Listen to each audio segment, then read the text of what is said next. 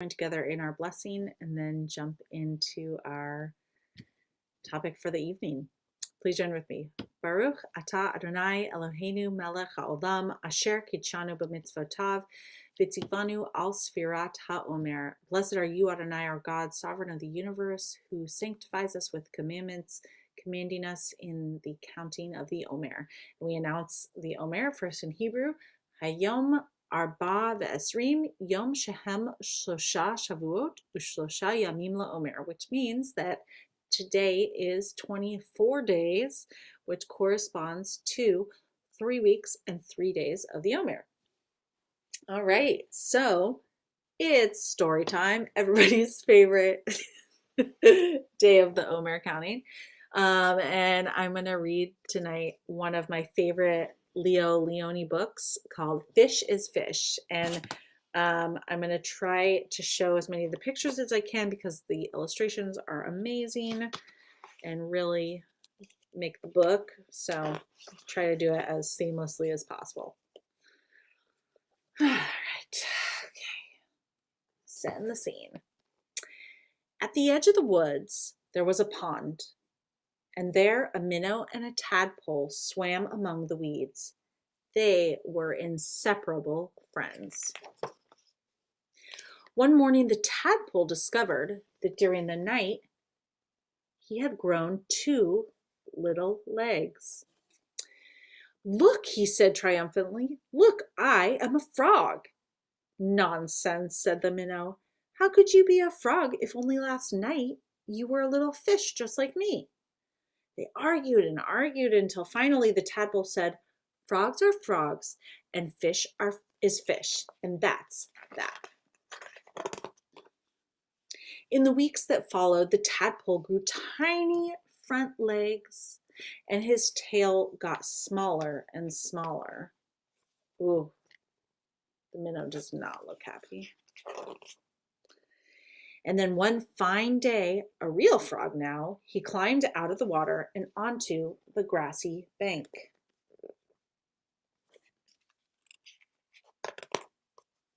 The minnow too had grown and had become a full-fledged fish. He often wondered where his 4-footed friend had gone. But days and weeks went by, and the frog did not return. Then one day, with a happy splash that shook the weeds, the frog jumped into the pond. "Where have you been?" asked the fish excitedly. "I have been all around the world, hopping here and there," said the frog, "and I have seen extraordinary things." "Like what?" asked the fish. "Birds," said the frog mysteriously. "Birds." And he told the fish about the birds who had wings and 2 legs and many, many colors. As the frog talked, his friend saw the birds fly through his mind like large, feathered fish. "What else?" asked the fish impatiently.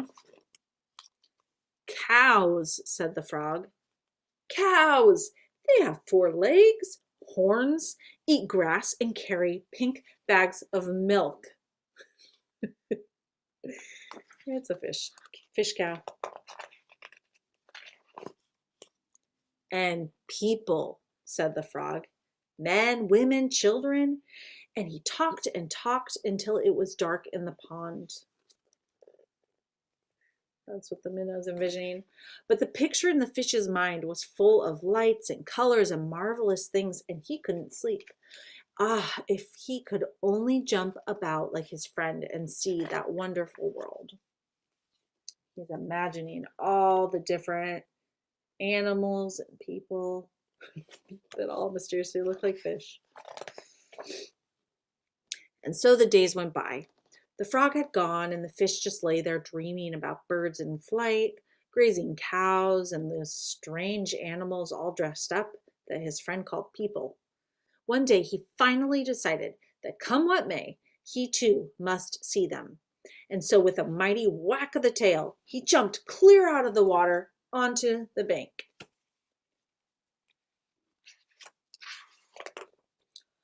He landed in the dry, warm grass, and there he lay, gasping for air, unable to breathe or to move. Help, he groaned feebly. Luckily, the frog, who had been hunting butterflies nearby, saw him and with all his strength pushed him back into the pond. Still stunned, the fish floated about for an instant. Then he breathed deeply, letting the clean, cool water run through his gills. Now he felt weightless again, and with an ever so slight motion of the tail, he could move to and fro, up and down, as before. The sun rays reached down within the weeds and gently shifted patches of luminous color. This world was surely the most beautiful of all worlds. He smiled at his friend the frog, who sat watching him from a lily leaf. You were right, he said. Fish is fish. The end. All right, so clearly I have a thing about frogs because most of my books so far have had frogs in them. Not all of them. All right, I love many of Leah Leone's books. I love this one. I think there are so many different topics that we could dig into, but in terms of the idea of connecting with the earth, for me, one of the pieces that's, I guess, a more spiritual piece about an environmental attitude is having reverence for all creatures. And part of that, and I think this is a big part of the story, is honoring different creatures and different people for who they are. And that's the whole idea. Fish is fish. Frogs are frogs and fish is fish. And at the beginning of the story, the fish is upset because he's different from the frog, and the frog is able to see all these things that the fish is not able to see. But that doesn't mean that one is necessarily better than the other. And what he comes to learn when he comes back into the water is that that's, for him, is the most beautiful place. And also he can now do things that the frog can't. The frog has changed, and so the frog can just survive underwater.